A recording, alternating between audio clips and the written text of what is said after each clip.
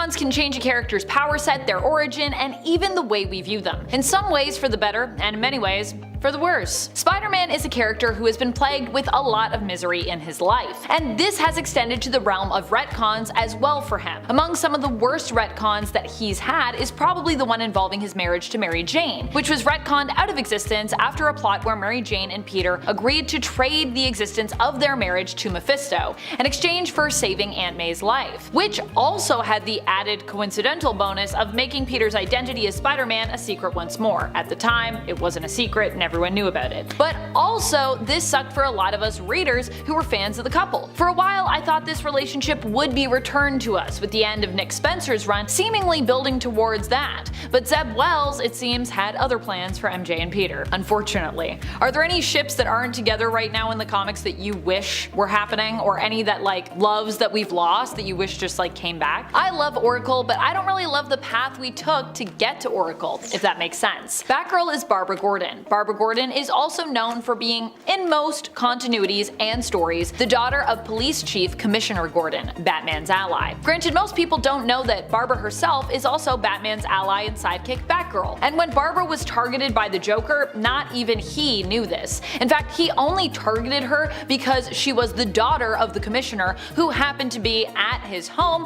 when Joker paid him a house call. As a result, Barbara was shot through the stomach, seemingly irreparably damaging her spine. Don't worry, she'd get better, because that's comics for you. And technically, this story wasn't even intended to be part of the main canon. The events take place in a story known as Batman the Killing Joke, but while the entire story was not made canon, the events of Barbara being shot were retroactively incorporated into the canon for some reason, leaving her paralyzed for a time. During this time, she took up the mantle of Oracle and became Batman's woman in the chair, a master hacker and a digital mastermind. That part I don't mind myself. Barbara as Oracle is still super cool, but the idea of this being the only part of the Killing Joke, her being shot, that was incorporated into the main canon, that I'm not a big fan of. What happened to Franklin Richards that he was ruined as a character? Well, many believe him being nerfed as a mutant totally ruined him. I'd also agree with this. I was holding out hope that his mutant status being revoked was part of a larger plot point,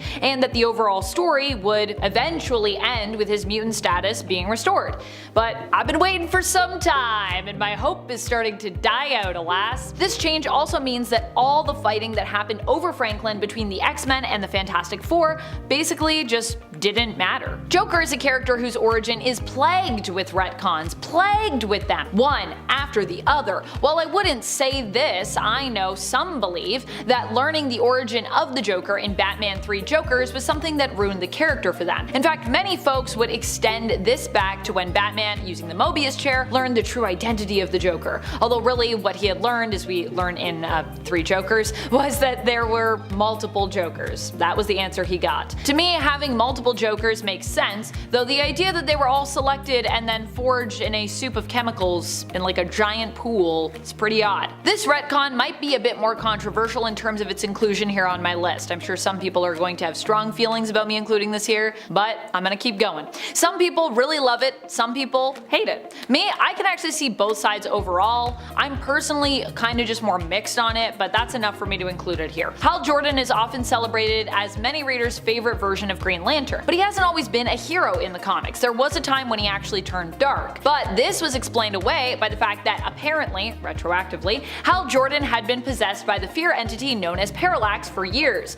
which is also why his temples turned gray. That's right, that's why his hair changed color. While I like that this helps to preserve Hal Jordan's image as a tried and true hero, because he wasn't really responsible for everything that happened that he did that was bad, I do think this robs his character of some depth and agency in regards to that. After all, Hal had some reasons to go dark, and we could have just as easily explored that and then later set him down a redemption path, especially considering Hal Jordan turning dark is one of the most interesting things to have ever happened to this character. Scarlet Witch is one of my all-time favorite characters from Marvel Comics. If you know me, if you've seen me, Amanda, host some videos, you know I've been a long-time fan of hers. I constantly talk about Wanda on this channel, and I constantly talk about the injustices that she has suffered. Chief among them are her retcons, with one big retcon summing up the greatest issue I have with how she has been characterized in recent years. That of course is the monumental shift in her origin from being a mutant to a non-mutant. Sad. This all went down as part of Axis, which honestly is such a weird event. Axis is kinda like just a mixed bag for me. There are some things I really love about it and other things that are just a mess or are just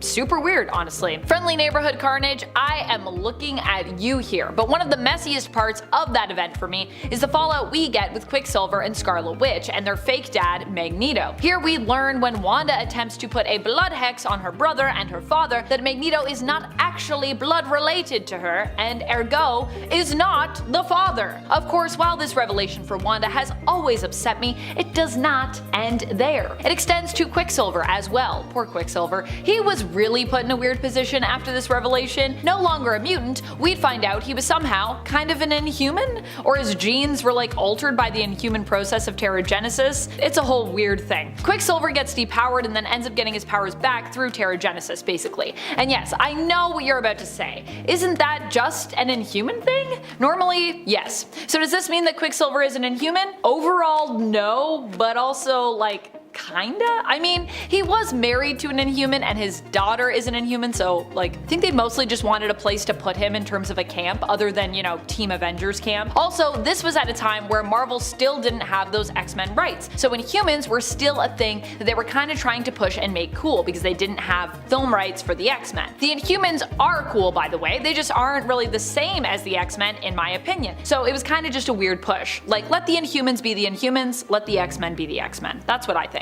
For those who aren't familiar with her, Holly Robinson was once known to be one of Catwoman's close friends. She was basically like a sister to Catwoman, although she wasn't exactly Catwoman's sister. Catwoman does have a sister and it's not Holly, it's Maggie, so Holly isn't her sister by blood, but she is her sister through the streets. Holly and Selina grew up in the same orphanage in the Prime Earth continuity, but in the previous New Earth continuity, they grew up on the streets together with Selina looking out for Holly as she would a younger sister. And yet it would later be revealed in the Prime Earth continuity, right around the time that Selina was set to marry Bruce, that Holly had actually been manipulating Selina into breaking off the marriage because she was secretly working for Bane.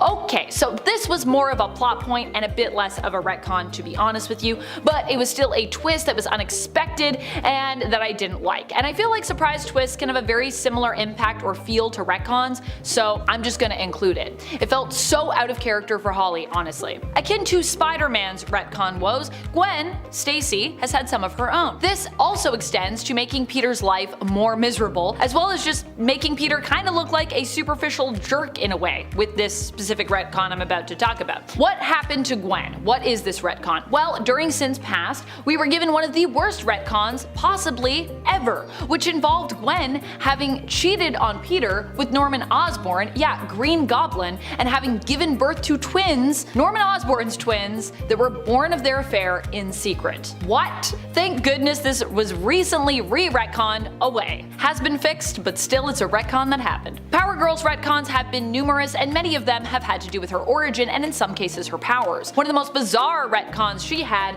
was she was actually Atlantean. Yeah, very bizarre when you consider that she is normally known for being, of course, the cousin of Superman from an alternate reality than the main continuity. Also, there's a whole bunch of other weird stuff I could talk about with that, but you know, we're out of time. At best, retcons can fix inconsistencies and bad storytelling in comics. At worst, retcons can create inconsistencies and lead to bad storytelling in comics. Unfortunately, these are some of those. As many of you probably know, Marvel seems to love doing this thing where they make you believe a character is a mutant for a very long time and then one day just randomly establish that they aren't and that they never were. Almost every time this happens, people hate it. Wolverine's lupine era is another great example. Wolverine has been around forever and has been a mutant basically for as long as we've had him. That all changed in 2007 around issue 50 of Wolverine Volume 3. Well, for a little while there, Wolverine was a lupine, a human descended from wolves. Wolverine was told this by ancient evil Romulus and didn't take it well. I guess the good news is neither did fans. This retcon was received so poorly, Marvel did a double retcon to essentially fix it. In the later comic Wolverine Volume 2 number 312, Romulus' sister Remus ends up literally telling Wolverine that everything her brother said wasn't true, and the lupine species was not actually real. Well, that takes care of that, I guess. Next up, chaos magic. What is it, and was it ever real? After we learned that Wanda was tied to Chthon, over time the magic she used was also tied to him and her connection to the demonic powerhouse as a god. As the god of chaos, one of the titles that Chthon claims to have, this magic type became known as chaos magic. But there was also the issue of Wanda's initial origin. Wanda was first introduced as the Scarlet Witch back in X-Men, where she was teamed up with the Brotherhood of Evil Mutants. She was an evil mutant who had an unpredictable hex-based power set, often bringing bad luck to her opponents whenever she used her abilities, though not as in control of them as we now know her to be. She usually couldn't pick exactly what would happen, she'd just like hex people and something bad would happen. So, which was she? Was she mutant or was she magic? Or was she some combo of these two things? That's kind of what chaos magic was considered to be for a while, a sort of combo of those two things, until Avengers Disassembled, when it was then established by Doctor Strange that chaos magic was no longer real. In fact, according to Strange, it never had been real. This was the reason he couldn't help Wanda or the Avengers during Avengers Disassembled or House of M. However, later still, chaos magic was then re-retconned back into existence as Wanda, now no longer considered a mutant, needed an exploration for her natural magical aptitude. Not only that, but chaos magic was then considered to be the oldest form of magic in all of existence, apparently, predating even Chthon. And apparently this is also sometimes why Doctor Strange didn't know about it, because it's so old, but you'd think as the Sorcerer Supreme, you would know that. Chthon apparently didn't create this magic, he simply used it, because that's how old it was. Wanda's link to Chthon, chaos magic, and the mystic arts through her family lineage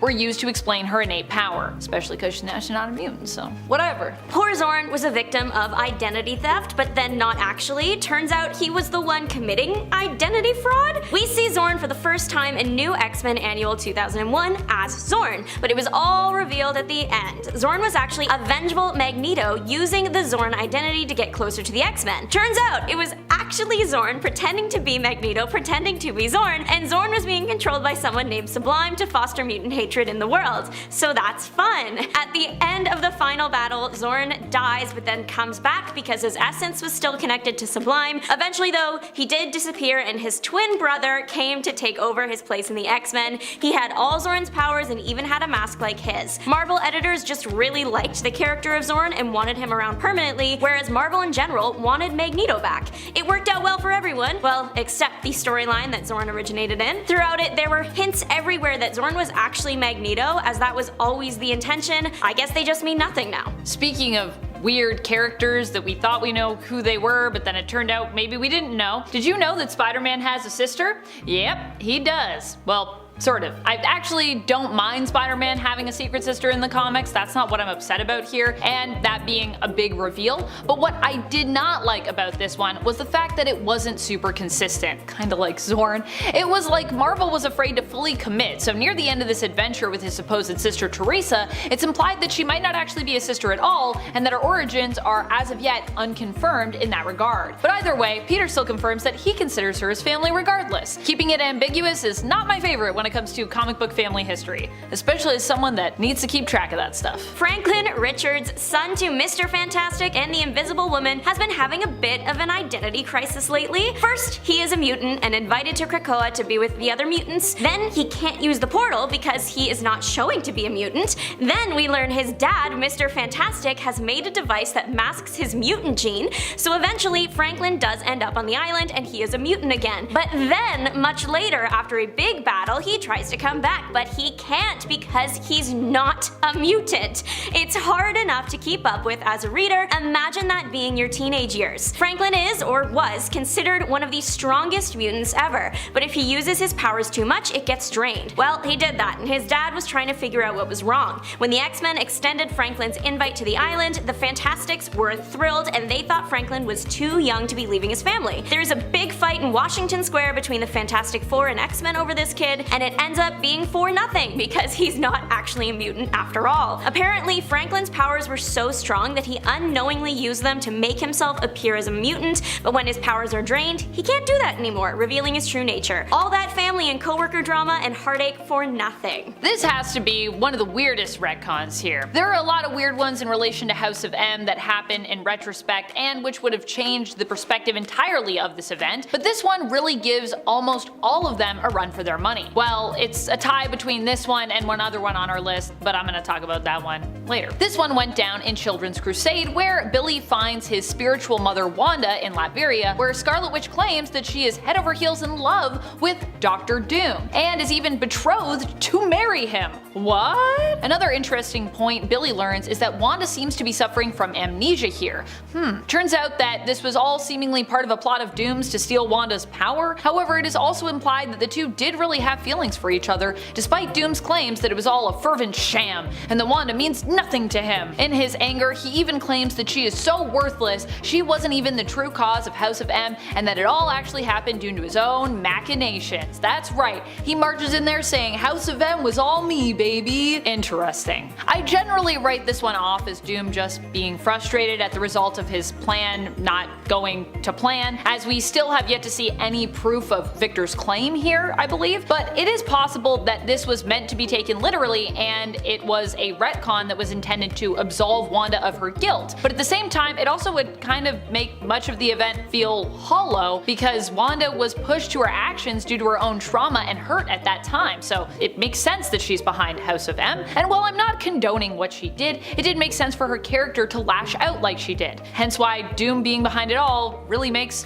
no sense. No matter which universe you look at, Iron Man is suffering. That's just the way of the worlds. In 2012's Iron Man 17, Tony gets some pretty serious news. Turns out he was adopted, and he already has enough daddy issues, but the revelation that has caused him to reevaluate his bond with his father, it didn't go over well. Maybe Howard wasn't the best dad to Tony because he secretly resented him for not being his biological son. The Starks' biological son was Arno, and he wasn't doing so well, so the Starks turned to Alien 451. The alien helped get Arno to term, but modified him in the process to wield the universe's most powerful suit of armor. That sounds familiar? The baby was born, but Howard had done some modifying of his own that made the baby's health decline. Who knows what would happen if 451 found out what Howard did, so the Starks needed a cover. Enter Tony. This is so sad. Tony was literally being adopted in a family not to be loved, but to be a decoy that is forced to live up to unattainable standards for his entire life. Eventually, Tony met 451 and tried and failed to pilot the armor. When he got back down to Earth, the ever-curious Tony looked into why he couldn't do it and found a tape in which Howard explained everything.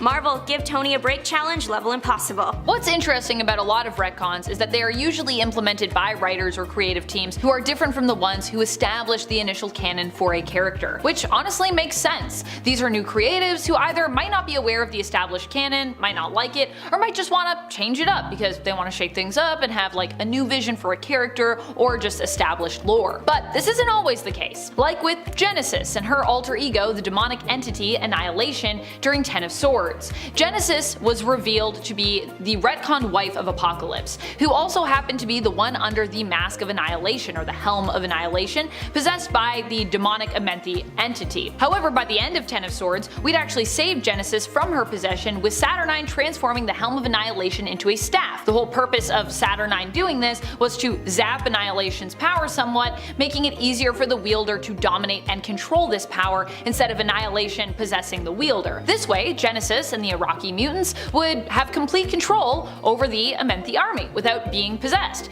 But apparently, this was not actually what happened. In X-Men Red, issue number 12, Genesis is once more under the influence of Annihilation. Again, even though we just did this a few years ago, who, while unable to possess her, is considered to be more of a corrupting force now than ever before, apparently, in staff form. What's worse is this time Apocalypse also wasn't able to stop Genesis by defeating her in one-on-one combat, combat, so Genesis seeks to conquer and invade Arakko. And Apocalypse, while warning and preparing Arakko, says that he's actually got to take a back seat for this one because he already lost in one-on-one combat, so therefore he can't fight again. Apparently that's the thing he does now. We are back with my favorite, Tony Stark. It's time for his villain era, literally. Turns out for a while there in the 90s, Tony was under the control of Kang the Conqueror. This all comes to light in Avengers The Crossing. We don't actually know how long Tony has been under someone's control, but he's been deteriorating the lives of the Avengers for a while, causing financial instability and even going so far as offing people close to his teammates. It's definitely not a look we want to see for the Avenger. When he gets discovered by the other Avengers, there is of course a battle, but Iron Man is hard to beat.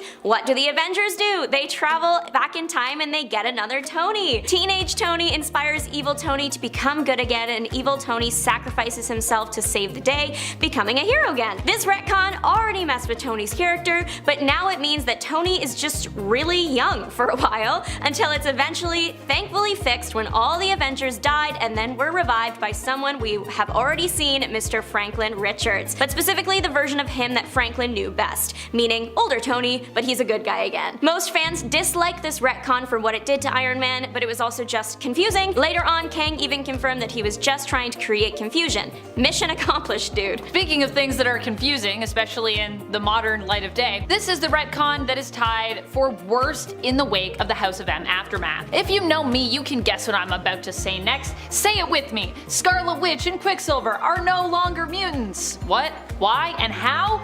Yes, because of the MCU, and because the High Evolutionary is basically a major creep who likes to experiment on mutant younglings. I don't know. This retcon took place during the Axis event, which I have honestly mixed feelings about. The event, not the retcon. While there are parts of Axis that I like, this is decidedly one of the parts that makes me question if it might actually be the worst event ever, because that is how much this retcon bothers me. It's not so much about losing Quicksilver and Scarlet Witch from the mutant group, although that does sting quite a bit, but it's about how this retcon made years of established family drama pointless. Scarlet Witch and Quicksilver were proven as not being mutants when we learned they weren't actually Magneto's kids after Wanda attempted to put a curse on her direct family. While Pietro was affected by this, Magneto was not. The good news is that during the Krakoan era, Magneto firmly established that he still thought of the twins, Wanda especially, as his children. Even though they weren't actually his kids by birth, they would always be considered a part of the Maximoff family tree. It's a nice gesture, but I still desperately want this retcon to be undone. Please, Marvel, please answer my pleas. Get ready to smash that reset button because it's time to talk about questionable and downright bad DC retcons. With the continuity constantly being reset, there are many to choose from, sadly. This retcon is about Damien Wayne and his origin. Although I like Damien Wayne, I do dislike the way he was written into existence, especially when we had a perfectly good explanation for him before the retconned origin or his birth, or really straight up creation, really is what it was. Before Damien Wayne's origin was explored officially in the comic book continuity, Batman and Talia had actually already conceived a child together. One that was kind of intended to be Damien, but you know. At least that's what was implied in this story, Batman, son of the demon. In this story, Talia and Bruce come together because they kinda love one another and even are considered married when this happens. Their passion results in Talia conceiving a child who is hinted to have been given up for adoption at the end of the story, without Bruce seemingly knowing of this child's existence.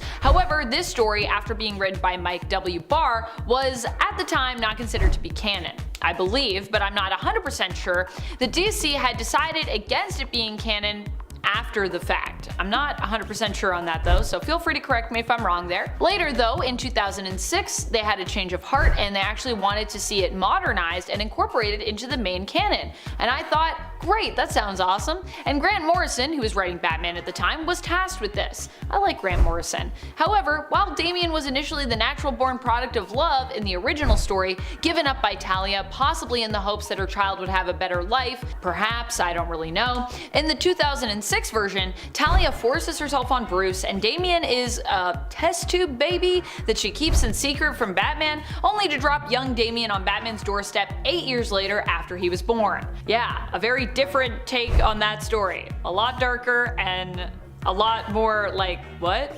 I don't know what's worse for this retcon. Cassandra Cain being evil, or the retcon explaining how she was only evil because Deathstroke had brainwashed her using a substance that was only triggered by self-doubt he had helped to build inside her, thereby turning her evil. Say what?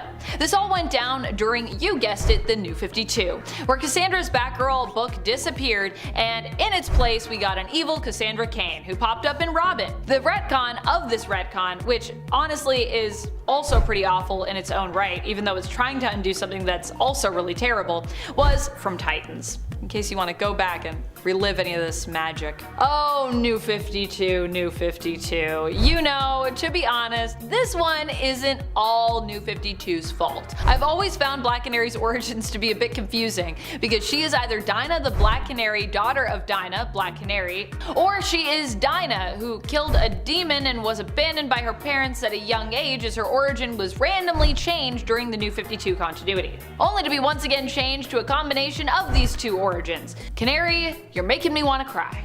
I have honestly mixed feelings about this next one, but I know it's a controversial retcon in comic book history, which is why I'm including it here. We're talking about the explanation for Hal Jordan's unhinged villainous turn as being explained by him being possessed by a fear entity, Parallax. The reason a lot of folks dislike this one is because they feel it actually takes away from the very real turmoil Hal was dealing with at the time, and undermines the trauma his character experiences. It also gives Hal a scapegoat for everything he does while under Parallax's evil influence, which, you know, I feel like you kinda need, but at the same time, would it be more interesting if it was just Hal and then he had to deal with all that stuff? Maybe. Another retcon that bothers me in terms of the way it was done is this next one, Jason Todd coming back to life. Now here's the thing, I like Jason Todd, I don't mind him returning from the dead and coming back and being Red Hood, all of that actually is pretty cool to me. But what I do mind is the idea of Jason coming back to life only really because Superboy Prime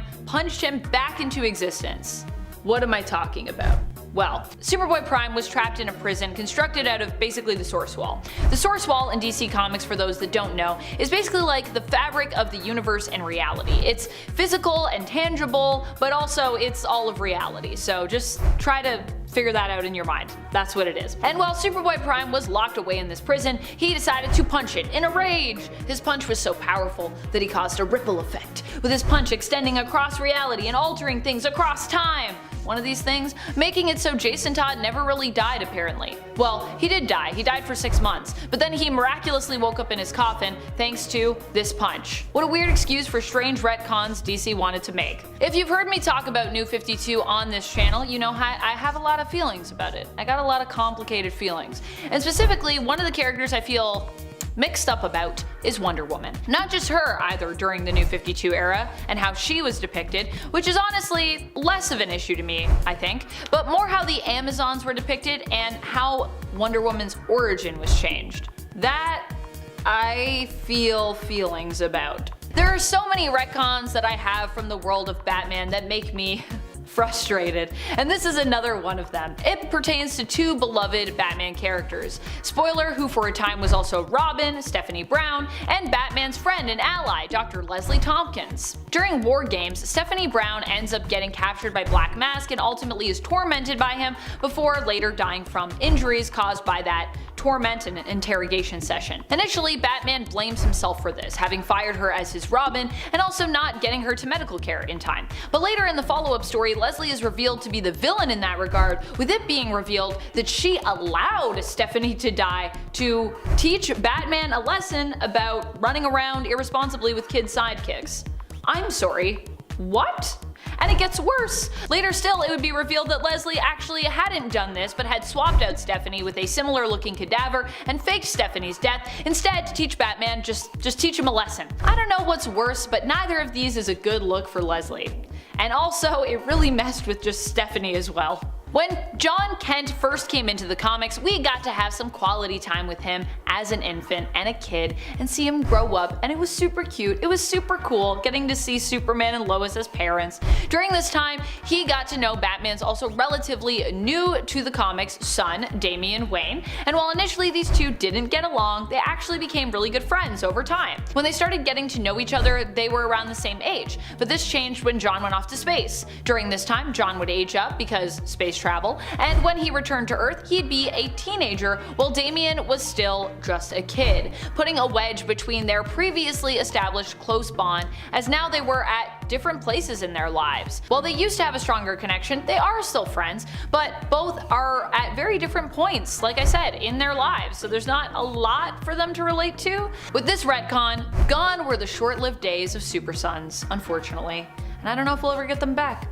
Although a lot of people have been talking online about how are we gonna reverse that. I don't think we're gonna reverse that, but I like the optimism. Ick, ick, ick. That's all I have to say about this next retcon. It's so gross. Ugh. For a long time, it was one of the reasons I couldn't bring myself to appreciate Dick Grayson as Nightwing or as Robin. This story ruined his character for me, and it honestly took a while before I was ready to forgive him. I can't even comprehend how Babs ever was feeling. That's right, we're talking about the flashback during a stroll down memory lane where it was established in a Nightwing annual that Nightwing had cheated on his then fiancée, Starfire, with Barbara Gordon, after he'd gotten back from some space adventures. What's worse, he had actually come to check on Babs, but also to invite her to his and Starfire's wedding when they accidentally fell into bed together. Yikes. So you may have figured this out already at this point in this video, or if you know me, Amanda, you may have already figured it out a long time ago. When it comes to my thoughts on continuity resets, you may be thinking it's strange that while Amanda has talked about some of the changes made in New 52, she hasn't talked about the massive retcon as a whole. Well, my friends, I've been saving that sweet little nugget just for you. Ew, I can't believe I just said that. I'm sorry. Sweet little nugget. Anyways, yes, if you know me, you know one of my biggest complaints in regards to DC versus Marvel, let's say, is that I find the continuity at DC to be, at best, challenging to navigate. At worst, a complete freaking mess. Most days, I'd say, it's a mess, if you asked me, and a huge part of that is due to continuity resets. What is a continuity reset? Well, let's take New 52 for example. This one happened when we shifted continuities entirely, in essence resetting everything at day 0. Except, not really, because some series continued and were allowed to finish, bleeding into this restart point, making it even worse. And DC is very proud of its legacy numbering, so there are certain series, like Batman and Detective Comics, that have kind of mainly continued with their numbering, and Detective Comics I believe is now in the thousands in terms of issue numbering. I didn't mind all of the decisions necessarily that were made for characters during New 52, but that even for me is a mixed bag. What I did mind was just the idea of giving us a clean slate, because some characters had completely new origins, some characters had their old origins, some characters had some sort of combo weird thing happening. Now, when I talk about comics from before New 52, I have to specify that these are stories from the previous main continuity known as New Earth, and for fans of that era of comics, it technically means that their favorite canon stories aren't really exactly canon anymore. I mean, how weird is that? Retcons, retroactive continuity, changing continuity after it literally already happened. It happens to everyone, even the X-Men. Some retcons we love, some we kinda hate, but let's be honest, the ones we hate are just straight up more fun to talk about. We're starting off our list light with a bit of a silly little retcon that seemed to be entirely pointless. Chris Claremont's run on the New Mutants is praised for its awesome character work and the cool locations the team goes to. For example, we got the introduction of the character Magma, who came from the long-forgotten Roman colony known as Nova Roma. Nova Roma was super cool because it was a society that had changed very little since the days of the Roman Empire. However, after Chris left, X-Men villain Selene changed that. Also hailing from Nova Roma, Selene revealed that she had, in reality, brainwashed everyone into thinking that Nova Roma was real, while the whole thing was just a big, dumb, elaborate hoax. However, like a boss, when Chris Claremont later returned to the X-Books, he changed things again so that the hoax was part of another bigger hoax instead, and he made it so Nova Roma was back to what he originally had created. Now, I kind of like this next retcon, but there is no denying it does Professor X pretty dirty. Yeah, we are talking about Deadly Genesis. Professor X assembled the all-new, all-different X-Men after the Krakoan attack on the original X-Men. Cyclops was the key survivor of that attack, and he escaped, found Xavier, and requested additional aid. From there, Xavier recruited Storm, Colossus, Nightcrawler, etc. as his all-new X-Men. However, there was another. Professor X had actually made up an entirely different team which included Cyclops' long-lost brother, Vulcan, and he sent them on the rescue mission way underprepared with no real experience before he sent his new X-Men team. That entire team was decimated. That's bad enough for Xavier, but then you take into account that Professor X then mind-wiped Cyclops of the events and covered it all up. It made the character of Professor Xavier far less heroic than traditionally perceived. It also brought about an entirely new cast of characters and gave Cyclops even more reason to become just a smidge bit more unhinged. But morally dubious Professor Xavier kinda works really well. I like it. The Decimation. It's a huge event in the X-Men canon. This is when the Scarlet Witch wished away the X gene completely when she said no more mutants, and the next decade of X-Men comics centered on that decision. With just 198 mutants left and no more mutants being born anymore, mutants were on the edge of extinction. Obviously, the mutants absolutely hated Wanda for this, and for good reason, but alas, all was not as it seemed. The Scarlet Witch's involvement was soon altered in Avengers: The Children's Crusade, as the X-Men discovered that Victor Von Doom was secretly behind the decimation. Sure, the X-Men still hated the Scarlet Witch for a long time after, again, rightfully so, but the comics removed some of her blame for the situation. It was a serious change given how important the decimation was for the X-Men. The Dark Phoenix saga was landmark. That story set the precedent that even longtime X-Men, some of the most loved characters, weren't beyond being corrupted and turned into the bad guy. Not only that, but they could also cause problems for the entire galaxy and wipe out countless lives. We saw Jean Grey get overcome by the Phoenix Force's power, attack her friends, and destroy a world before sacrificing herself to save everyone. Yes, well, not really. Before long, the X-Men comics revealed Jean was actually chilling out in a cocoon at the bottom of Jamaica Bay. That Jean Grey that did all those incredibly horrible things? That Jeannie McBeanie? That wasn't Jean at all. Instead, it was revealed that it was actually the Phoenix Force which had taken on the physical form of Jean Grey. The real Jean never did the horrible things the Phoenix did. On one hand, we got Jean Grey back. On the other hand, the change completely uprooted the Dark Phoenix's sagas, message, and legacy, which ticked off a lot of fans. Next up on our list is, kind of a weird one. Bit of a strange fellow.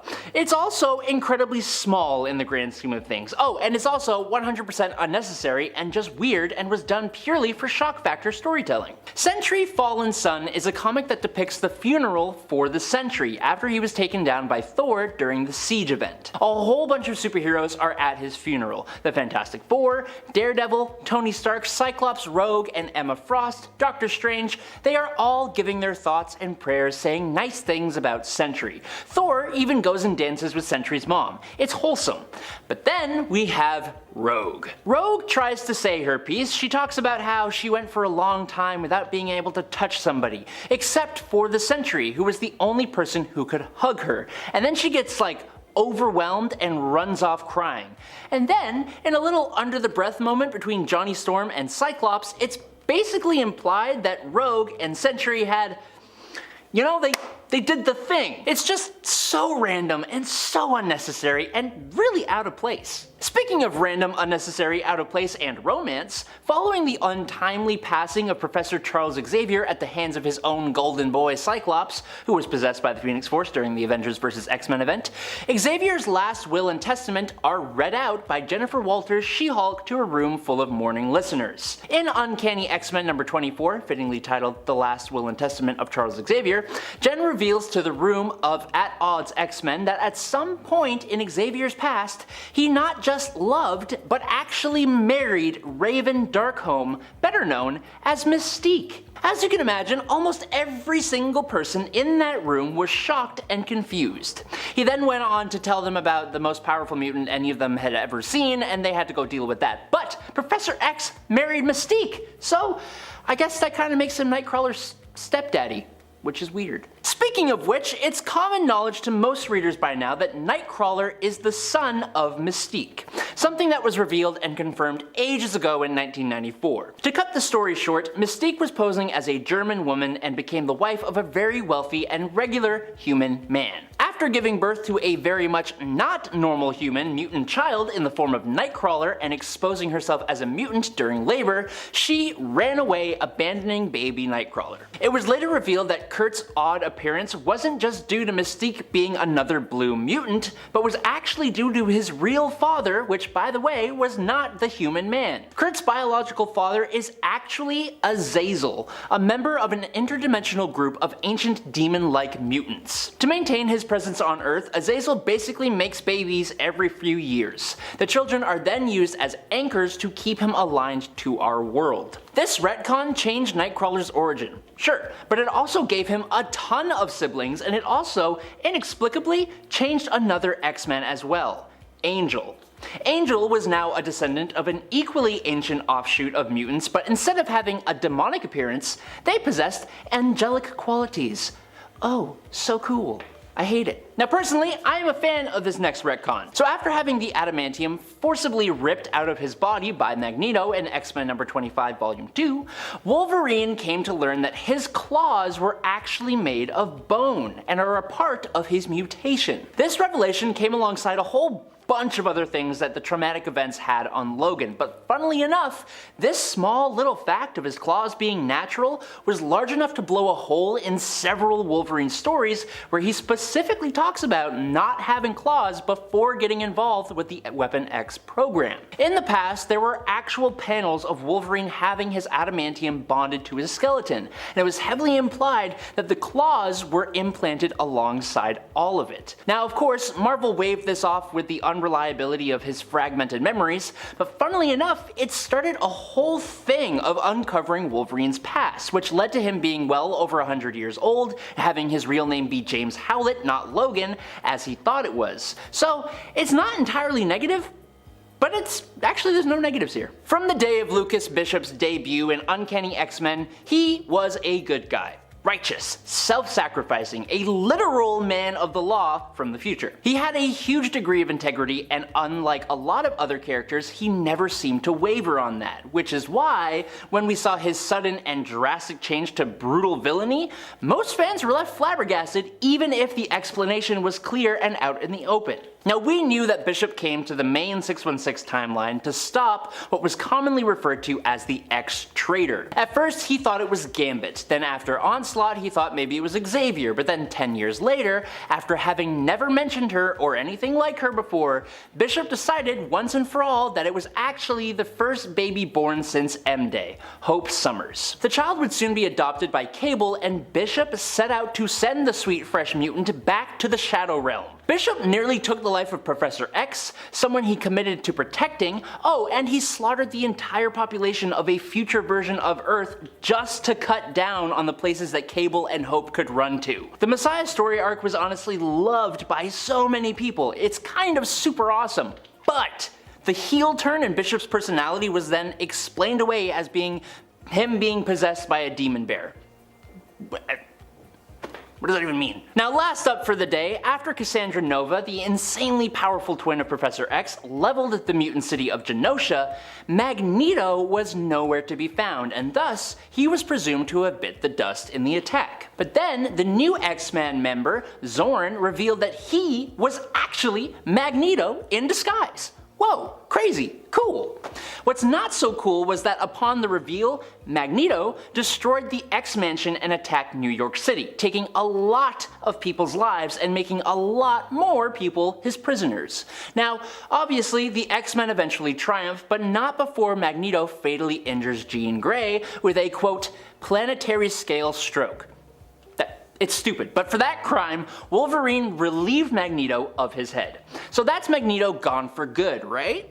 Nuh-uh-uh. Once the writer of the story, Grant Morrison, finished his run, Marvel brought both Magneto and Zorn back, and even revealed that there was actually two two Zorns. The Zorn that the X-Men had come to know wasn't actually Magneto at all, but an imposter, and the new Zorn was that one's brother. So, Magneto was cleared of wiping out hundreds of thousands of people this one time, and that made it okay for the supervillain to become one of the X-Men. Comic book retcons are a really interesting concept. They have the ability to be the coolest thing ever, or they have the ability to completely turn away an entire fanbase and ruin entire characters and arcs. We're gonna talk about the best of both worlds. Starting with Avengers 1 million. Introduced in Marvel Legacy #1 over 1 million years ago, the early human mutant known as Firehair became the avatar of the Phoenix Force and nearly destroyed the entire planet. Now, realizing that that's bad, and that she wasn't the only one capable of that level of power, she began assembling a team of supernatural and mystical beings to protect humanity and Earth. The eventual team was made up of the Asgardian god Odin Bor's son, the demigod sorcerer Agamotto, the Black Panther of the Panther tribe,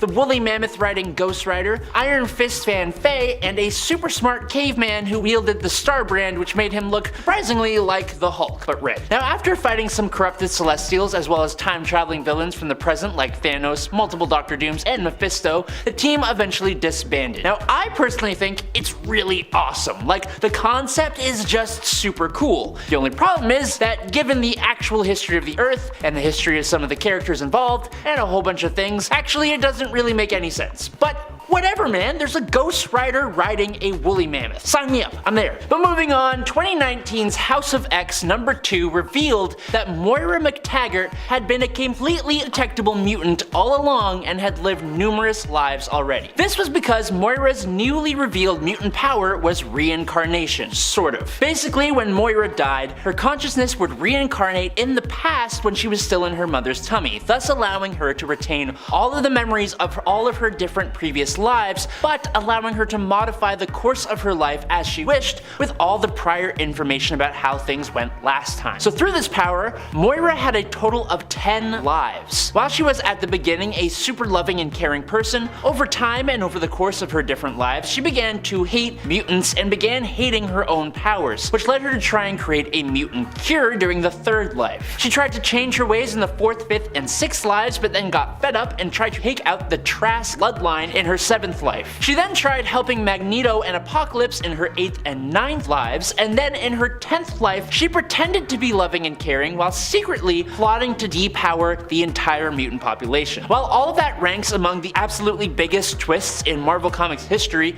Moira's ultimate goal also completely shifted from saving and helping mutants to destroying them entirely after Mystique and Destiny stripped her of her mutant powers, and she came back for an 11th time as a cyborg allying herself with Orchis during the fall of X. Next up, Robert Reynolds, or as I like to call him, Bob, was granted the power of 1,000,000 exploding suns after consuming the Golden Sentry Serum, which was an offshoot of the original Super Soldier Serum, except like 100,000 times more powerful. He used his powers for the greater good of all and put together a costume to make his debut as the Sentry. He was the example of what a hero should be. He had connections to Iron Man, was active during the years just prior to Fantastic Four's emergence, he became a role model for Spider-Man as well as an ally to the X-Men, and equal to Reed Richards and a friend to the Hulk. The Sentry battled alongside the Fantastic Four and defeated his greatest enemy, the General, with the help of the X-Men. Except, we had actually never seen the Sentry in Marvel Comics till Sentry #1 in July of 2000. That's because of Sentry's darker half, the Void, one of the most evil and destructive forces in the universe. The existence of the Void drove Sentry to team up with Doctor Strange and Reed Richards to erase the memory of Sentry from themselves and even the entire world. So really, Sentry had been around since before any of our favorite heroes had ever debuted. It actually worked really well, which we can't say of all the retcons on this list. For example, next up we are talking about the awful couple of Hawkeye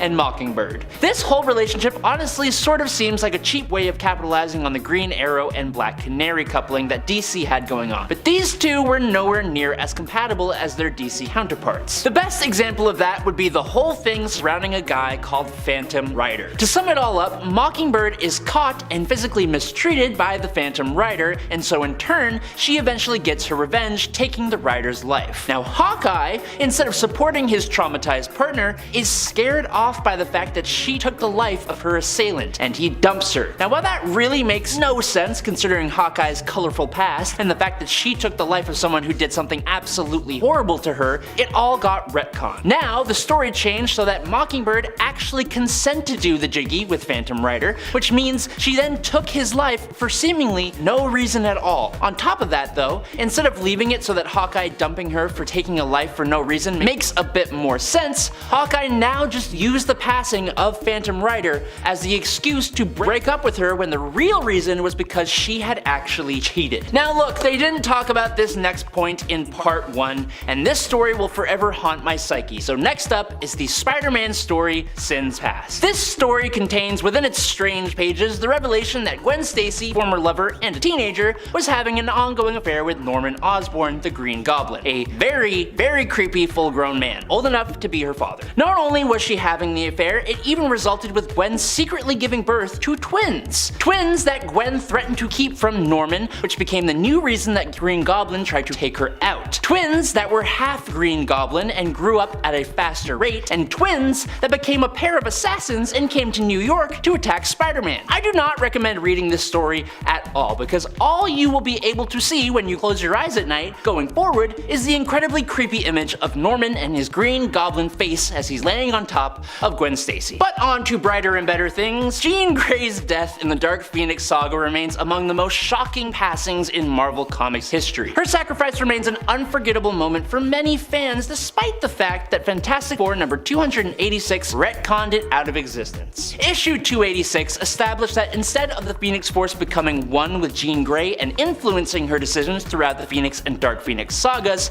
it turns out that the Jean Grey we saw wasn't Jean Grey at all, but was instead the Phoenix Force itself impersonating Jean Grey. The Jean Grey we all knew and loved was actually in stasis, in a cocoon, by the Phoenix Force at the bottom of Jamaica Bay, which is where her space shuttle crashed Uncanny X-Men number 101, and where she was reborn into the Phoenix originally. This brought the fan favorite character back to life, but devalued a large amount of the significance of the whole Phoenix and Dark Phoenix sagas for fans, and it made people start to hate Jim Shooter, Marvel's editor-in-chief at the time. Next up is Hydra Cap. The Marvel story Secret Empire introduced the idea that Captain America, the beacon of hope and the one who always did the right thing, was secretly this whole time undercover Hydra super soldier. This Hydra Cap organized the second superhuman civil war as well as a Chitauri invasion on the Earth. He got promoted to director of S.H.I.E.L.D. and influenced the legislation of the S.H.I.E.L.D. Act, which gave S.H.I.E.L.D. way more authority. He then used that new power to basically organize a Hydra takeover of America itself. Steve Rogers revealed himself as not only a long-time Hydra defector, but the Hydra Supreme. He allied himself with a new Madam Hydra, took advantage of a global catastrophe to seize control over the world's governments, and helped Hydra make its move. Hydra, who had seriously infiltrated S.H.I.E.L.D. at the time, began assuming control of key locations and executing anyone who stood in their way. The reveal of Captain America as a longtime Hydra agent completely took readers by surprise and even a bit of anger. Marvel realized and even admitted to their mistake, and so the story got retconned to have it so that the character known as Cubic, who was essentially a living cosmic cube in the form of a child, was manipulated by Hydra to create a Captain America who grew up being loyal to Hydra. This Hydra Cap would eventually supplant the real Captain America of Earth 616 till the true Captain America came back and beat the snot out of him. Hydra Cap then became an actually really good villain, and Marvel has actually found a way to use the Hydra Cap again, with him recently returning under the guise of Captain Krakoa in the Fall of X storyline. But speaking of mutants, in Giant Size X-Men number 1, Charles Xavier puts together a brand new team thanks to the fact that his original X group was being held captive by the living island Krakoa. However, we later learn that this new team wasn't the only one, because Professor X already sent another new squad of X-Men to save his original team, and they were all horribly killed. X-Men Deadly Genesis revealed that Professor X had put together a backup team of X-Men made up of Sway, Darwin, Petra,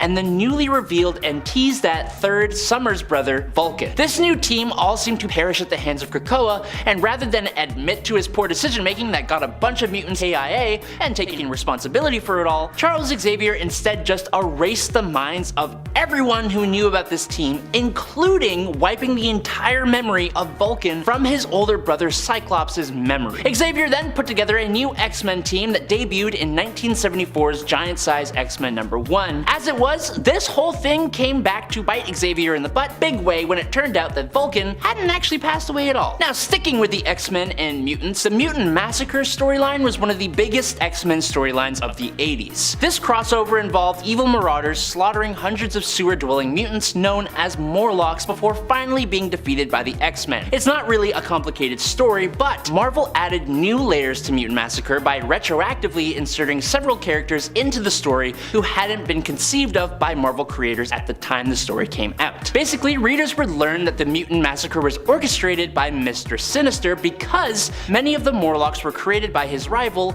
Dark Beast. Sinister felt his own work was being perverted by Dark Beast, and more than that, it was revealed that Gambit was hired to lead the Marauders straight to their prey. Despite his remorse though, that revelation severely damaged Gambit's reputation as an X-Man. And last up for today, for the longest time, Bucky Barnes was one of the few comic book characters that it appeared would actually remain deceased alongside Captain Marvel of the Kree. Initially believed to have perished on a mission alongside Captain America, crashing while on an experimental rocket while Cap himself went plunging into the depths and got frozen into a popsicle with a squishy center. But Bucky was in actuality captured and subjected to intense brainwashing by the USSR. When Marvel relaunched the Captain Marvel comics in 2004 under Ed Brubaker and Steve Epting, they brought in the Winter Soldier, one of the deadliest assassins in the Marvel Universe, capable of going toe-to-toe with Captain America himself. And it wasn't long before Cap came to the horrified realization that his new enemy was none other than his former sidekick. Bucky's time as a ruthless, brainwashed assassin was colored by dark deeds and pretty chilling action. He came into contact with tons of characters like Nick Fury or Black Widow, who he helped train, and he even ended the life of Wolverine's wife, Itsu. This dark past would haunt him for a very long time after he returned to the side of the heroes. Now, while Bucky has rejoined the ranks of heroes, the shadow of his time as the Winter Soldier just continues to cast a long, pretty haunting presence over his character. The Scarlet Witch has been a part of Avengers stories much more than she was a part of mutant-related stories. Quicksilver, on the other hand, has had more activity within the X-books. Them being twins makes them inseparable if a change in their parents is made. It has been definitively established many years ago that Magneto was their dad, with the initial reveal being reinforced numerous times over the years, as well as the status of Scarlet Witch and Quicksilver being mutants also being reinforced. But after Quicksilver ended up being used in Avengers and the X-Men films, it was time to do something about the twins being mutants. It was then revealed that the High Evolutionary had actually messed with their genetics, something which had been established in the past, and that they never had X genes. This completely contradicts past established events, including the then relatively recent Avengers vs. X-Men event when Hope Summers used her mutant powers to mimic mutant abilities of others to join with the Scarlet Witch to defeat the Phoenix Force by saying no more Phoenix. Now that Disney owns Fox and the rights to the X-Men and mutants in general, they could go back and re-retcon Scarlet Witch and Quicksilver as mutants again, and all that it would really do is create another lie that the High Evolutionary told, having a number of other retcons that have happened in the past being related to lies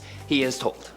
Which have been a lot. Batman has many iconic villains. All of them stick out in their own individual ways, but there is a strong case to say that Mr. Freeze may actually be one of the most iconic. It may be due to his appearance in the Batman cartoons, because in the animated series, Mr. Freeze was given an incredibly understandable motive to commit crime than a lot of other Batman villains get, saving the life of his wife. His wife was dying of a disease, and he is keeping her frozen until he can find a cure, committing crimes to aid his research. It's so understandable that while Batman still attempts to stop Freeze, he finds himself empathizing with the villain in a way that he doesn't with a lot of his other villains. So it came as a shock to a lot of people when the New 52 came about and Scott Snyder retconned the continuity so that Mr. Freeze's beloved Nora Freeze became Nora Fields, and Mr. Freeze had actually never even met her while she was alive. This made Mr. Freeze into just another madman, but one obsessed with a random woman kept on ice at Wayne Enterprises. As you can imagine, people were not very happy about this one. In Marvel Comics, the Infinity Stones used to be these awesome, powerful artifacts representing the sum total of all the fundamental forces of the universe, or the multiverse at one point, and were the ultimate secret that Thanos uncovered while gazing into the Infinity Well. They came from before recorded time as part of a being of limitless power that existed before everything else, that then destroyed itself to create the universe. You collect these stones and boom, you're super omnipotently powerful.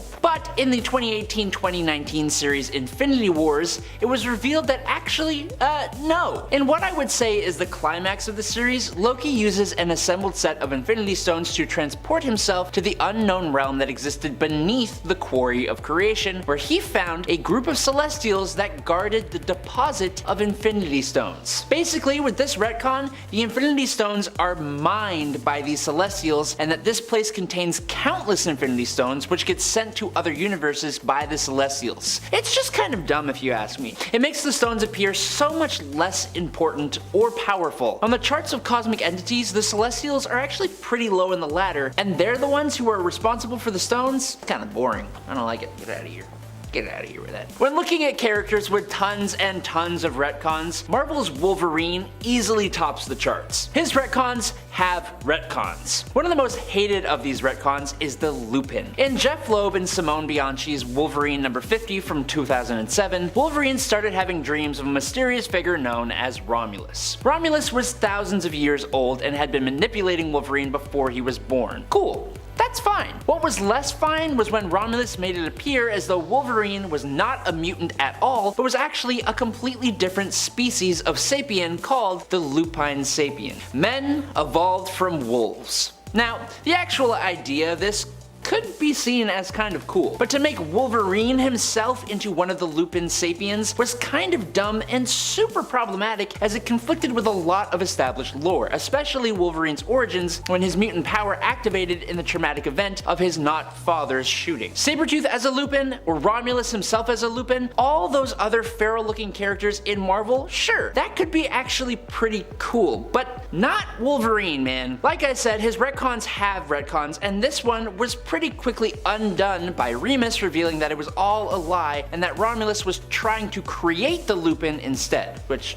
I don't know if that's better, but there you go. Now look, there is no way to do a list like this and not talk about sins past. There is no silver lining here, there's no positive here, there's only gross, stupid, and confusing here. Basically, two twin assassins show up in New York on the trail of Spider-Man, and to cut a sucky story short, these twins were actually the secret children of Gwen Stacy and Norman Osborn. Apparently the reason that Goblin threw Gwen Stacy off of a bridge all the way back in the day was not because he wanted to mess with Peter Parker. It was actually because he wanted to hide the fact that Gwen had recently given birth to Norman's little baby twins and was threatening to not let Norman see them again. And of course, Gwen is forced to go through with it, which I'll remind you, she showed no signs of being pregnant at all, and she gives birth to twins. It's weird. Also, because of Norman's irradiated genetics, these twins age really quickly and develop Green Goblin abilities. Basically, Marvel decided that ruining the image and importance of Gwen Stacy and her passing was worth it to create an extremely overcomplicated arc that goes nowhere and adds nothing but ickiness to the Spider-Man continuity. I can never look at Norman's face without seeing that face, and you know what I'm talking about. Luckily, this was retconned as well, so. When it comes to DC Comics, there are far too many retcons to speak about that fans hated. A lot of disliked retcons came about during their huge reboot known as the New 52, which rewrote a lot of origins. One hero whose origin got rewritten to suck was Wonder Woman. First of all, the New 52 changed the Amazons from being benevolent isolationists to more aggressive xenophobes. That's no bueno. Then it was revealed that Wonder Woman herself is now the daughter of Zeus. Now, while you could argue that this is an interesting take, it just pulls a lot away from the character, and DC didn't even do anything with it. Originally, Diana didn't have any men involved in her origin, except for the god Hermes, who was one of her patrons, and of course Steve Trevor. The New 52 Diana explicitly derives her power from and owes her existence to a man, rather than being from blessings from largely goddesses. And on top of that, if you look at Greek mythology, it's a man who's pretty awful to women. Zeus slept around a lot, man. Like a lot. But it just didn't serve any constructive purpose, which kinda sucks. Avengers Disassembled and House of M are arguably some of the worst things a superhero has ever done. But for Scarlet Witch, the one who did it all, it was the result of years and years of trauma for the character that reached ahead and pushed her to wipe out her fellow Avengers and depower the vast majority of an entire race of people after changing reality itself. However, Marvel didn't want to actually make Wanda responsible for what she did. That would make her too human and fallible, and they also couldn't use her for a vast majority of stories since everyone basically saw her as a villain now. So, Avengers the Children's Crusade retconned the whole thing. Instead of making Scarlet Witch's breakdown the fault of her years of trauma, it was changed to explain that, working with Dr. Doom, she channeled the Life Force to try and reincarnate her children. Power of the Life Force coursing through her drove her crazy, and that's why she had a breakdown. It's just kinda such a cop-out. I don't like it. Next up, the Punisher has always been an incredibly controversial character for Marvel Comics, and that's never been surprising. His MO is extremely bloodthirsty, and his comics have some of the most brutal imagery in all of Marvel. The Punisher's instantly identifiable skull symbol in recent years has also been adopted by some misguided members of law enforcement and also appropriated by certain political groups, which is a topic I'd like to avoid as much as possible. That's almost certainly one of the big reasons why he's been sidelined by Marvel the past couple of years, but more recently, the Punisher series established a new status quo where Frank Castle is now an enforcer of the hand, and with that came a big change to his symbol, shifting from his classic skull to the image of an Oni. And while that annoyed people who had adopted this symbol, the first issue of the story also revealed that one of the reasons he had shifted to become a warlord of the hand was because they had resurrected his wife, Maria. Now eventually, it was also revealed that Frank Castle's family wasn't as happy as some might have thought, with Maria almost taking his life now, and later admitting that she wanted a divorce from him the day of her passing, and that his entire crusade on crime was basically disrespecting her and their children, not honoring them like he thought. Basically, Marvel made it clear that Frank is not a good guy, but most of us kind of already knew that. Identity Crisis was a really engaging mystery story that paid great close attention to comic book history, but unfortunately, it's another one of DC's strange retconning events that changed quite a few things that left readers completely flabbergasted. From the super unnecessary use of Dr. Light's attack on Sue Dibney, which was just another example of fridging, to the Justice League approved mind wipes that seemed kind of evil in the grand scheme of things, there were just some interesting choices made here. Sure, wiping Dr. Light's mind and turning him into essentially an idiot for what he did maybe seemed darkly justified, but wiping Batman's memory as well? It eventually caused Bruce to create the Brother MK1 satellite, which eventually became Brother Eye, and created the Omax. Catwoman also suspected that her personality shift from villain to basically a hero might not have been her own choice, and it caused the villain community to band together over the fear of being mind wiped, leading Lex Luthor to create the Society, and it even caused the falling apart of the Justice League eventually. It's just not a good time. The words "one more day" and hated retcons go hand in hand. J. Michael Straczynski's run of Amazing Spider-Man is looked at as one of the best in the wall crawler's history. That run ends after Marvel Comics' Civil War when Aunt May is wounded by an assassin hired by Wilson Fisk to take out Peter Parker. This results in Peter doing everything he can possibly think of to find a way to help her. In the end, it was actually a deal Mary Jane Watson made with Mephisto that saved Aunt May. That agreement ended the marriage between MJ and Peter Parker and destroyed over 2 decades of continuity. The most important part of that was his life with MJ. Not being married to Mary Jane Watson ruined one of the best relationships in comic books and caused ripples throughout Marvel Comics. None of the stories that came after depended on Spider-Man being unmarried, and he's had no memorable relationships that make the idea of an unmarried Spider-Man worthwhile. It actually did a lot more harm than good, turning away many longtime readers of Spider-Man in one go. Spider-Man fans wish this story never happened, and I don't blame them. Retcons are now a fundamental part of a team or hero's journey, some more than others. Nightcrawler's origin is a mess that has hopefully been cleaned up for the last time. As it stands right now, Nightcrawler's mother is Destiny and his father is Mystique. Yes, Mystique presents as a woman most of the time, I get that, but this is the MCU that can be easily changed depending on the mutant. Mystique is a very powerful mutant, and she isn't a shapeshifter. Well, she is, I'm just trying to be dramatic and make a point. Mystique is a gene shaper. Shape-shifting commonly is changing your body's shape, but keeping your inside stuff like your DNA the same. For Mystique, she can alter her inside stuff, so she was able to give herself functioning male reproductive organs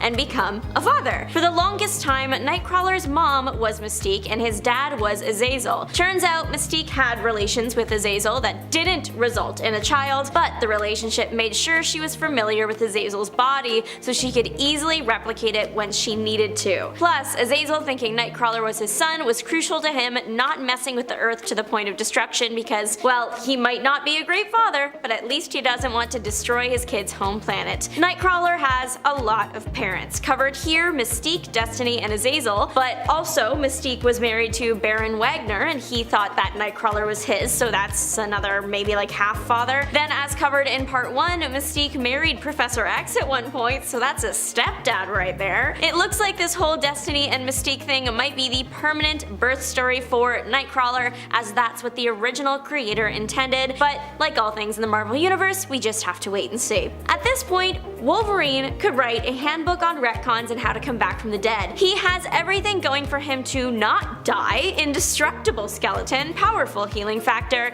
but sometimes even that isn't enough. But Wolverine is so popular, so you can't kill him. So how is it that he never seems to stay 6 feet under? Well, he travels 6 million feet under and fights the Angel of Death in Purgatory for the right to come back to life. That is so heavy metal. This new info came about in 2008 in Wolverine 48 and was expanded on in Wolverine 58. The issue before this one ends with Wolverine brain dead after a fight that ended up with a bomb on the inside of his body, and the death of his girlfriend, not Silver Fox. This was a different girlfriend way later than that. Like how it happened with Silver Fox, we'll get into later, his girlfriend's passing emotionally destroyed him and his will to live. So when the time came to fight again, Wolverine didn't wanna, which is why he wasn't waking up on Earth. Eventually though, through a series of deaths and deals, Wolverine clawed his way back to the surface. Overall, this retcon is not the worst of this list. It's a pretty good explanation as to why Wolverine is always coming back even if he's been hit with something serious.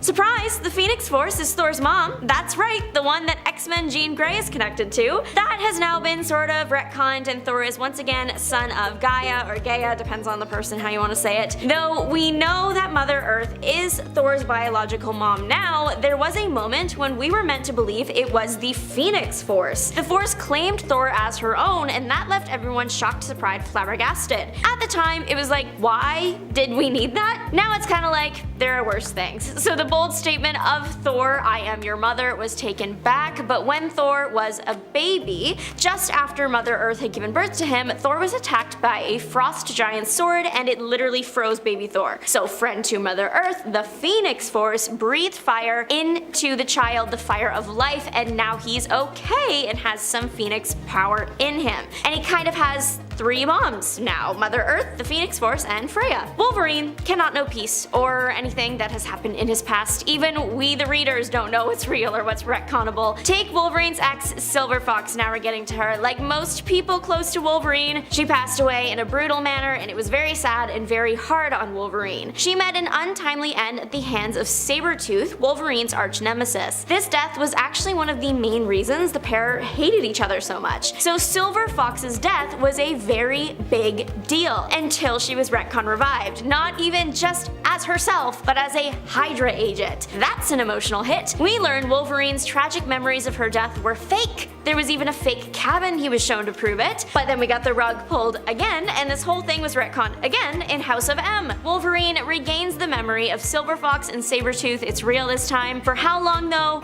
I guess we'll never know. The Silver Fox that is a Hydra agent is thought to have been an impersonator or clone, or who knows. One of Wolverine's retcons was so controversial that it never actually panned out. Rumor has it that Wolverine was at one point maybe not a mutant, but really a Wolverine. A Wolverine that had been turned into a human. It's not hard to see why this one didn't make it to the page and why the rumor is hated. It's fun to think about, but it definitely definitely doesn't have the same cool factor that Mutant Wolverine does. If the Wolverine had made it to the page, the idea was that the High Evolutionary would have created him. One of Wolverine's original writers has denied that this Wolverine nonsense was his idea, though he did admit that bringing the High Evolutionary into Wolverine's origin was something that was planned. I'm glad we have the Wolverine we do, and that for the most part he seems to always come back to his mutant status. I am counting this one because the X-Men are heavily involved. Franklin Richards is the son of Mr. Fantastic and the Invisible Woman, and he has been having a bit of an identity crisis, but this isn't the one most teenagers go through. No, his is much worse. He thought he was a mutant and even got onto the exclusive mutant island and made a bunch of friends, only to later discover he wasn't a mutant at all. He was a very powerful kid, just not a powerful mutant kid. Franklin was accidentally making himself appear as a mutant, and when his power got drained he couldn't do that anymore, and that was when the non-mutant status was discovered. This one sucks because there was so much now unnecessary fighting that happened to get Franklin onto Krakoa. His dad permanently damaged his relationship with Franklin, preventing him from going to Krakoa by masking his X gene. The X-Men and the Fantastic Four destroyed Washington Park. Franklin makes all of his mutant friends, and all of it ends up being for nothing. Hard enough to keep up with as a reader, imagine that being your teenage years. Franklin was considered one of the strongest mutants ever until this big old mess happened, and he's not anymore. This next retcon seems to be a love it or hate it situation. I think it's neat, but a lot of people dislike it for not making a lot of sense in the X-Men universe. Moira McTaggart being a mutant and not a human. Her mutant ability is reincarnation, but the cool kind. Instead of just being reincarnated and needing to start all over again every time, she keeps all her memories and everything she has learned. I think this is neat and explains why she is so smart. But in the 90s, there was that big virus thing, the legacy virus, and Moira was the first human to get it. That was a big deal. Before her, only mutants were affected by the virus. She developed a mutated strain when she got sick. This is important because before, humans were not chill with mutants, but they weren't overly hostile either. Once they learned they could catch the legacy virus, humans got a bit unhinged. Chaos ensued, there was anti-mutant riots, it wasn't cute. That would cause a lot of guilt if she were a human that caused this, but how much guilt is she feeling since now she is a mutant that lied and caused all this just to save herself from being found out? Plus, she gave a sample of the mutated virus. She literally provided a sample, and that sample was studied by great academic minds in detail, and no one clocked that they were looking at mutant DNA. Personally, I'm not a science person in our world, so I am hanging on by a thread when it comes to the MCU, but I feel like that is something that they would have or should have checked in their extensive research. Every once in a while, Marvel does this thing where they take a character that has been a mutant since creation and they suddenly take the mutant status away for whatever reason. Then they're like, how do you feel about that? And we all say we hate it, and 50% of the time it gets fixed. Thankfully, they fixed Wolverine's lupine era. Wolverine had been a mutant basically for as long as we've had him. That all changed in 2007 around issue 50 of Wolverine Volume 3. All of a sudden, Wolverine was not a mutant, he was a lupine, a human descended from wolves. Wolverine was told this by ancient evil Romulus and didn't take it well. Good news is, neither did Wolverine fans. The retcon was received so poorly, Marvel did a double retcon to fix it. In the later comic Wolverine Volume 2 number 312, Romulus' sister Remus ended up literally telling Wolverine that everything her brother said wasn't true and the lupine species was not actually real. There we go. He is out of his lupine era, dead and gone and buried. Okay, listen. This retcon is not the case anymore, but it did happen. At one point, Magneto was actually not Jewish. When he was being investigated by Sabra and everything was found out that the name Eric L was fake, there were hints that Magneto was not Jewish and instead he and his wife were Romani. This didn't go over well with fans because we were all kind of used to Magneto being Jewish, and pretty soon it was permanently cemented that Magneto was Jewish when he got his actual fleshed out backstory. So now he is definitely Jewish, can't see that changing, but that wasn't always the case in the 90s. Wanda and Pietro are still rocking the boat all these years later, and it is one of the X-Men's most hated retcons ever. Wanda and Pietro are not Magneto's twins. Magneto, you are not the father. This retcon is hated for a variety of reasons, like how the overall story is now messed up, but also many think it had a real world world's reason for happening, Scarlet Witch and Quicksilver made their MCU debut and were going to become major players. Unfortunately, they were already tied to a separate studio. The battle between studios is what many think is the reason Marvel cut the tie between Magneto and the twins so they could be used in the films without ties to the not yet owned X-Men. People like their favorite characters to have a story that makes sense, with decisions made for them that fit in with the rest of the story, not because of a legal battle in the real world. One thing I really want to know because of all of this is if Wanda and Pietro are not Magneto's twins, then who are? We know the babies were born, they were delivered by an evolved cow, that's not something one forgets. Wanda and Pietro found out they weren't related to Magneto almost a decade ago. What happened to Magneto's biological twins? I literally can't find anything on it. Please someone let me know the answer. If you have it, comment down below. It's just a little weird that Marvel hasn't explored that since it's been almost a decade since Wanda and Pietro discovered their father wasn't their father. Maybe they're leaving it open so that they can bring them back in once the X-Men make it to the MCU. I don't know. For the Incredible Hulk, things rarely go smoothly, and unfortunately for Marvel and its fans, sometimes that includes his retcons. Now, retcons by default erase or make big changes to what previous writers had done with a character or storyline. That's just the way it is. What's a little less common is when a writer basically retcons everything in their run on a character that had been done by the previous writer. Bruce Jones's second volume of the Hulk was a mixed bag. While it lacked on a lot of the smashy breaky bang bang stuff that a lot of Hulk fans liked, it did a lot of work for the psyche and character of Bruce Banner himself. I've seen it compared to the X-Files a little bit. It was controversial, but it was still cool. Well then, Peter David returned to the character for Tempus Fugit, or Tempus Fugit, and he made it so that Nightmare just popped up out of nowhere and revealed that a lot of the stuff in Volume 2 didn't actually happen at all, and it was actually the Hell Lord Nightmare just messing with Bruce's mind for literal years. Fans were pretty peeved about that one, and Tempus Fugit has been accepted as one of the worst Hulk stories in Marvel's catalog. But okay, I think it's important to note that Peter David is not a bad writer at all, especially for the Hulk. Peter David had an amazing 12-year run on Incredible Hulk, but it kind of ended in tragedy, specifically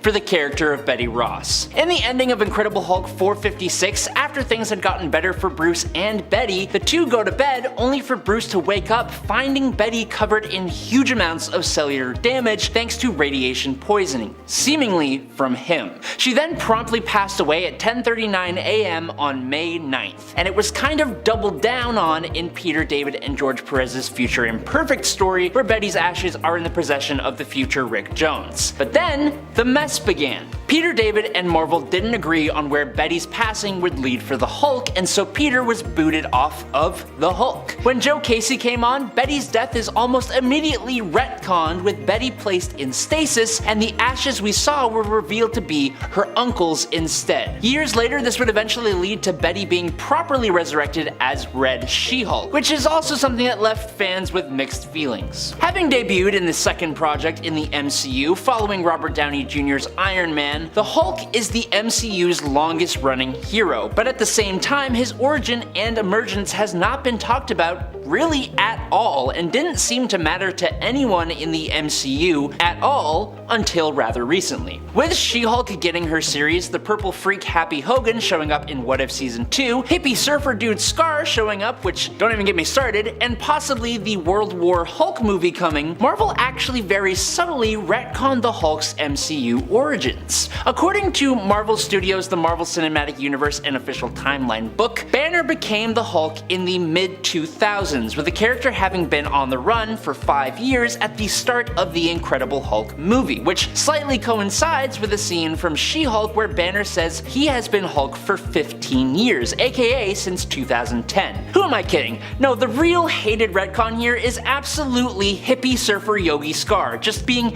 randomly shoehorned into She-Hulk Attorney at Law. It was so dumb. No. Now, retcons are pretty controversial for a few reasons. I think the main two reasons would be that 1, they are just handled really sloppily sometimes, but 2, comic book fans just don't really like change. But change is necessary in comics, especially as time goes on and characters require successors for the existence of our favorite characters to even make sense. Miles Morales is an example of a successor that people actually loved, until he just became a second Spider-Man, which fans still loved. But one successor fans did not love was Amadeus Cho. Now I have to be honest, I actually did like Cho as the totally awesome Hulk. It was fun, and that's enough for me personally, but fun isn't traditionally the Hulk's thing, and it also isn't really the Hulk's thing to pass on his persona to another person. The Hulk title isn't like Captain America's shield or a Spider-Man costume. The Hulk is an alter ego of Bruce Banner, a reflection of his trauma. Sure, the gamma radiation makes sense to be transferred to someone else, but you lose a significant amount of what makes the Hulk by giving it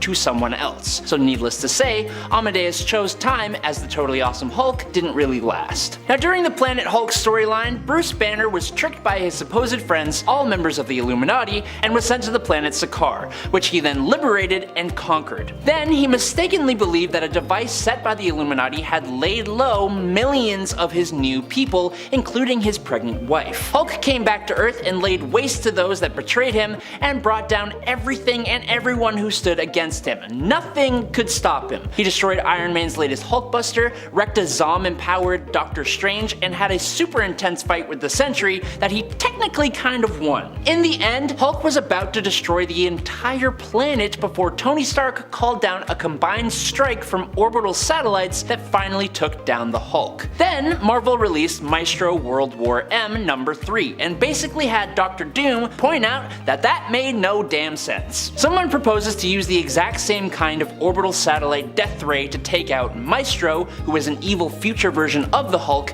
and Doom just kind of scoffs and says it would literally just bounce off of him. Maybe this is more of Marvel poking fun at itself more than a retcon, but still. But this is actually a two-parter. So yes, Marvel kind of called out their own choices with World War M, but the orbital satellite strike itself was actually retconned. The actual conclusion of World War Hulk with the use of the satellites felt very lackluster, with the Hulk basically just giving up and allowing Iron Man to unleash his Deus Ex Machina. So, a few years later, a retcon for that sequence explained that the satellites were actually siphoning off gamma radiation from Hulk's body. While part of this led to the motivation of a faction of Hulk villains, it was also used to explain the creation of the Red Hulk, which people did not like, and it was followed by Red Hulk taking the leading role in a series that was supposed to be about the actual Green Hulk. But also, if Tony had such a crazy anti-gamma super draining weapon, 1, there's no reason to send Banner to Sakaar in the first place,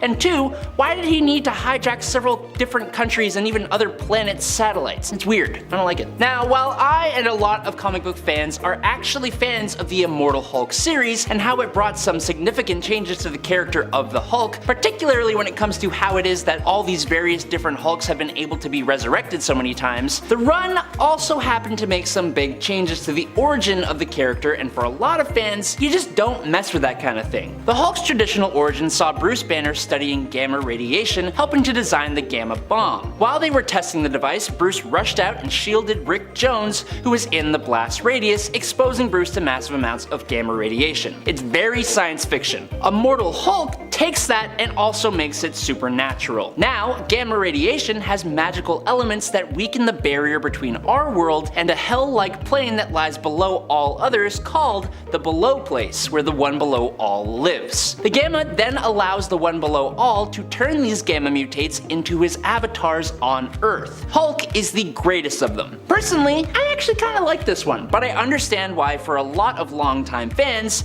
they do not. But if we are talking about hated changes to the Hulk's origin, we can 100% look at Original Sin, one of Marvel's most obvious retconning events. In Original Sin, Uatu the Watcher was found deceased on the moon, and then in each subsequent issue, secrets held by the Watcher are revealed that altered various different characters' histories, and led one step closer to the answer to who did the slaying of the Watcher. I'll leave you to find out what the other secrets were, but one of the biggest and most hated was the revelation that Tony Stark was largely responsible for the creation of the Hulk. Essentially, Tony had altered the construction of the original gamma device. Thanks to Tony weakening the concentration of the device, when the accident took place, Banner ended up surviving his exposure to the intense amounts of gamma instead of being completely vaporized by it. Fans did not like this, and it kinda makes me wonder how that compiles with the whole Immortal Hulk thing. I don't know. Now, I've talked about Immortal Hulk a few times. It is honestly a bit of a masterpiece. While some people obviously have issues with it, it is widely regarded as absolutely amazing. So how do you follow up something like that? People didn't exactly have high hopes for what came next and how it would measure up. That is until Donny Cates was slated to write it with Ryan Ottley illustrating. Then people were excited to see what came next. So imagine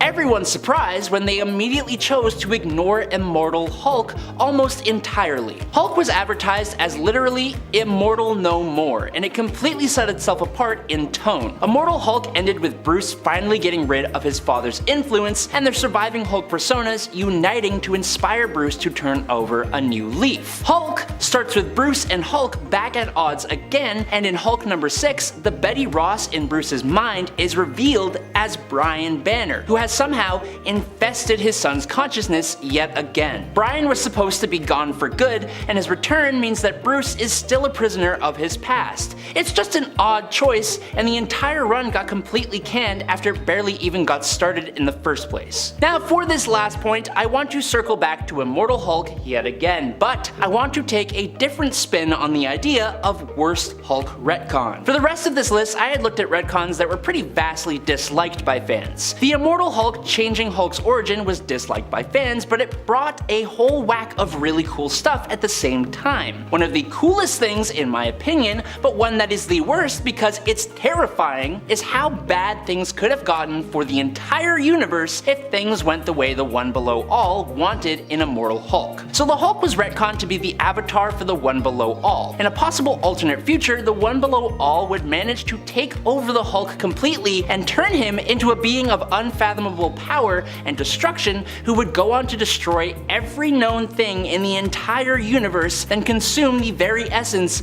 of said universe. So that when the universe rebooted, the Hulk would end it all before it even started again. That destructive end could have been the Hulk's entire purpose for life, and was luckily prevented from happening thanks to some time shenanigans. But I kinda loved the entire thing. It was super interesting to me.